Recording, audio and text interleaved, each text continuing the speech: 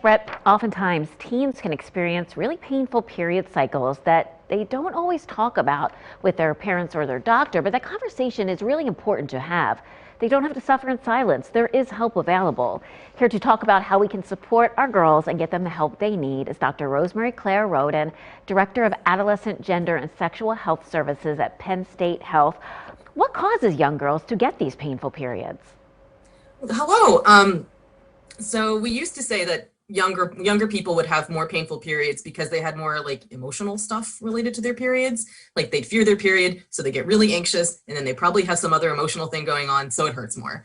We know that's not true. That's not true at all. Younger bodies tend to produce both more pain molecules and pain molecule receptors, which means that the experience of having menses is more painful in a younger body. It's just physiology. So we can use medications to help younger people experience less pain during this part of life.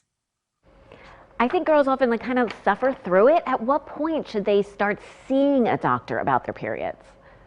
So the rule of thumb that I use is that you should see a doctor about your periods if it's keeping you from living your life.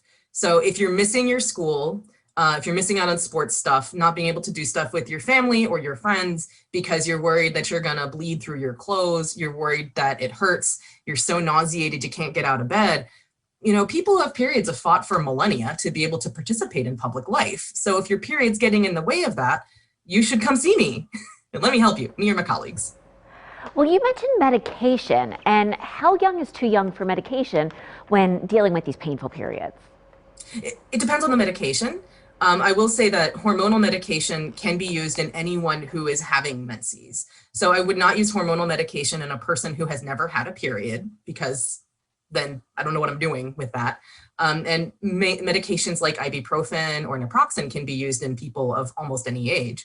But really, if a person is having painful periods, if you're old enough to have a period, you're old enough to have your life get interrupted by your period. So there's not like a younger limit or an older limit for needing help. That's a really good point. Let's say a doctor does prescribe maybe birth control or the HPV vaccine. Can that change a young person's behavior? Oh my God, no. So here, the short version is no. The long version is I'm a pediatrician, right? So like I care about keeping my patients safe first and then happy, healthy, and functioning second. I mean, kind of at the same time. So most pediatricians, we really care about that. So we've done a lot of research into how do our interventions change behavior. And the short version is that I am neither powerful enough nor cool enough to change your kid away from the person you raised them to be. So we know that if I give your kid HPV vaccine and you raise that child a certain way, there's no chance that something that I do one or two times is going to make them into a different person. Like they just care so much more about your opinion than mine, frankly. Do you hear that concern from probably moms mostly? Do you hear that concern? I hear that a lot. So I hear that a lot from moms, dads, grandparents, like anybody who's an adult who brings their kid in to see me. I certainly hear that concern.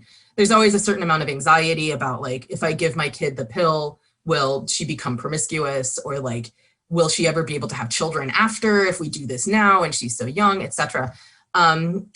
One of the reasons I really love my job is because it gives me the opportunity to take care of reproductive health within the context of the family and like evaluate what this family's values are, what their priorities are, how we can help everyone move forward towards the common goal of the child being able to live a happy, healthy, functioning life.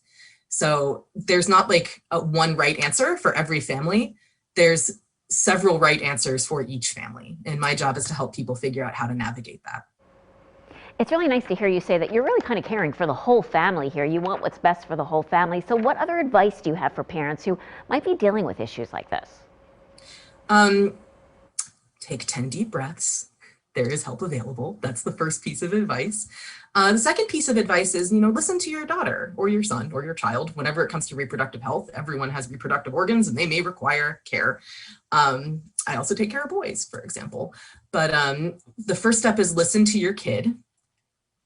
If your kid is being made miserable, right? Like if your kid has to go to the hospital for a blood transfusion every time they have their period, if your kid is just doubled over in pain and crying and can't go to school, if your kid's vomiting all the time, if your kid is so embarrassed, if your kid can't do sports, if your kid's mood just tanks like every month, then, they don't have to feel that way, right? Like they just need to function and live.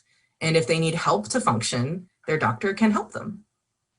And you could be that doctor. Thank you so much. I'd love to. It's my Thank favorite. you. Also, my colleagues in my department are equally well versed. So anyone over in adolescent medicine, like all we want to do is help you have a happy, healthy, functioning kid.